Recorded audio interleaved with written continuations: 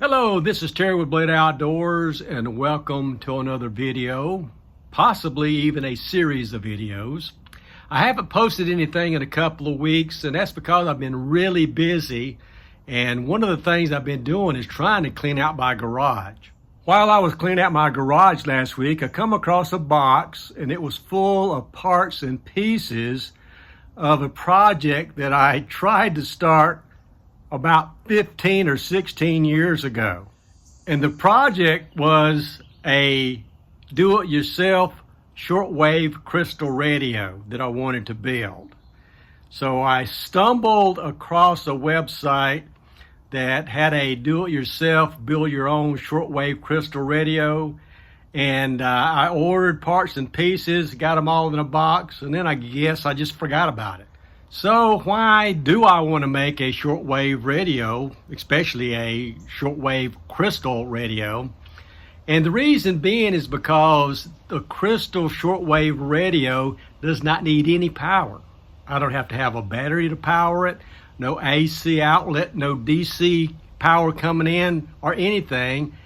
You can hear radio stations, local and hopefully all over the world, using a crystal shortwave radio set. So a little history on what a crystal radio set is. Back in the 1920s is when companies started to build radio stations all over the country and really all over the world for people to get either a powered radio set or a crystal radio set to listen to local or remote type broadcast. Of course, during that time, that was the Great Depression during the 1920s, 1930s, and people didn't have much money. And a lot of people didn't even have electricity because remote farms and things like that, power wasn't ran there yet, and they definitely couldn't afford a radio. So to get people to start listening to the radio, several companies would write up procedures and give a schematic for pennies on the dollar so people could buy and build their own radio. And even the federal government released a free guide on how to build a do-it-yourself shortwave radio and a schematic that if you had someone in your family it was pretty handy and could read, they could read these instructions and read the schematic and build a crystal radio set.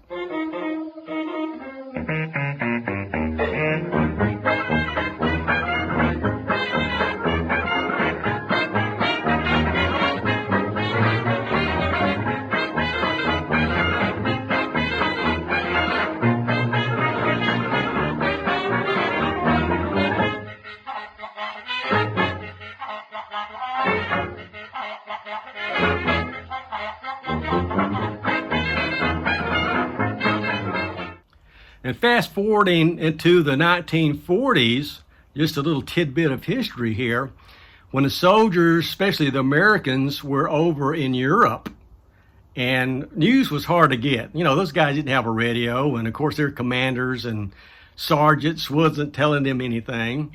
But some of these kids remembered how to build these shortwave radio kits, and they would scrounge up parts and pieces wherever they were at and build their own crystal radios, and the radios they built were termed foxhole radios. Now they would use these foxhole radios to get news, primarily from the BBC in England, but on occasions they could probably pick up stations.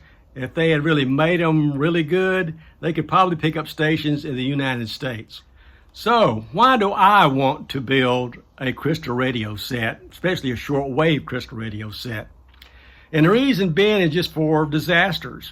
You know, if I have a disaster and I don't have any power, and let's say for some reason I'll run out of batteries because my power's been out so long, I can still use my crystal radio set to get news, not only locally, but hopefully anywhere in the world. So what I'm going to be doing in this series is the first video is going to be the explanation of what I'm doing and why. And I've given you that already. And then I'm going to show you the parts and pieces that I've ordered and I've got, and I'll lay those out and give you a brief explanation of what I've got. Now, I'm not going to go over and explain how a crystal radio system works. I'm not going to do that.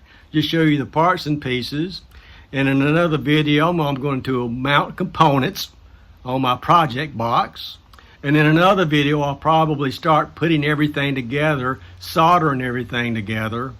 And then probably the last video I'll have is actually operating this radio and seeing if it works. So, first steps is already done. I've told you what I'm going to do, why I'm going to do it. Does it relate to outdoors? Well, kind of, because when I go camping, I may take this radio with me and just see what I can pick up. So first things first, the first thing I'm going to do is just show you all the components that I've got to build, and then after that we'll start building. So let's go take a look at the components. Before we look at the parts, I just want to show you what I downloaded off the website, Radio Wrinkles. And this is a copy of parts that I need. It also tells me how to build everything. And it also tells me how to operate it once it's built. Now it has schematics in it, and it also has a picture of the radio itself, and I'll put a better picture on the screen. And that's what I'll be doing. So let's take a look at the parts. Okay, I'm just going to show you the parts that I will be using to build the radio.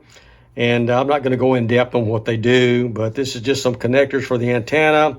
This is a trimming capacitor, some frequency capacitors, a couple of toggle switches, a variable capacitor, 4 2-post 6-position switches, diode,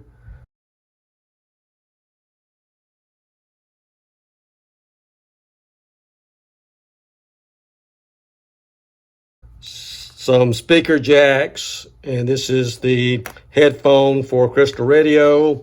I've got my project box. I'm going to put everything in. Got a little template here. And I've got some wire that I'm going to be using to wrap the frequency coils. Now, the frequency coil, of course, doesn't come with the Crystal Radio. You have to wrap them yourself. And I'll talk about the frequency coils a little bit later. But I'm making my own, and I'm using a PVC pipe, and I'm using that wire for frequency coils. And this is the primary and secondary frequency coil of 1 of 4 that I'm going to put on the tube. And this is the only component I have to make myself. I also bought a speaker amplifier. So once I get everything working and I can hear stations on my earphone, then I'm going to mount a little amplifier on and a little external speaker here to connect to it. And then I can hear it through my external speaker without having to have this in my ear all the time. I've decided to go ahead and wrap the coils first before I start putting any components in the box itself. And I've got 4 more sets of tuning coils to make. Now let me show you what I've done here, and might be helpful if you ever make a Crystal Radio and wrap your own tuning coils. What I did on my PVC pipe, I marked where my start position is right here of where I'm going to start the winding around and how many loops I have. And I went halfway and marked the halfway point here. And the reason I did that is, like on this coil right here, this long one, I started here and it called for 107.5 wraps. So on my last wrap, I did a half of a turn, and there's my half, and this is where I stopped it at right here. So that helps out a lot when you make these lines and you quarter them up or divide them up. It gives you a good reference of where to end or terminate the connection of the coil. Also, what I did, like I had 107.5 turns right here, and these wires are so little you can hardly see it. My eyes are bad anyway. So what I did, every 10 wraps that I made, I glued with super glue, and then I took a picture of it with my phone, and then I looked at the picture and I magnified it, and then I counted how many wraps I had done, and that verified those numbers every 10 wraps. And I did catch myself short changing myself on one wrap, but I only had 9. But by taking a picture of it and counting the number, I was able to put the extra one back on there, and then I continued with no problem at all. So let me show you how I wrap. First thing I got to do is on my starting point here, which is going to be here for the next coil.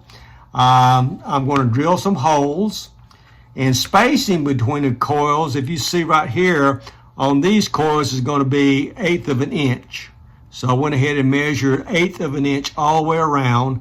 So my coil is going to be, the first loop in the coil is going to be right here all the way around. So I got to go downstairs, and I've got to drill a couple of holes at my starting point right here and run my wire through and start wrapping. So let's go ahead and do that.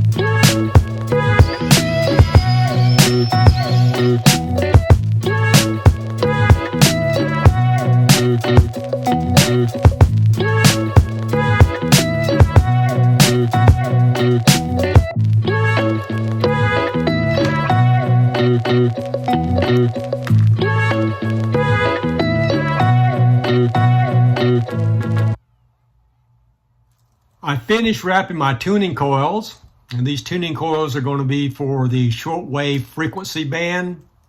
So I've got this component completed. I've got my other components here laid out on the table. So I think I'm going to end this video here, and in the next video I'm going to pick it up, mounting the components in the project box and getting them ready to be connected together.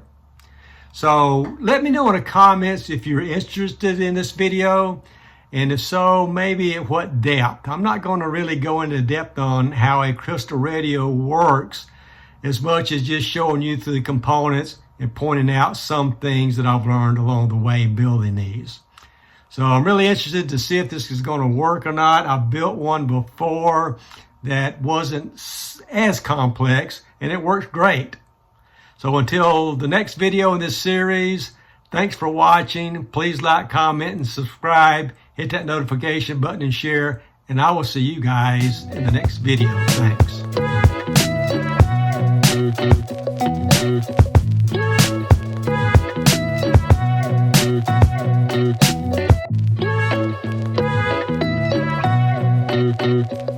Thanks.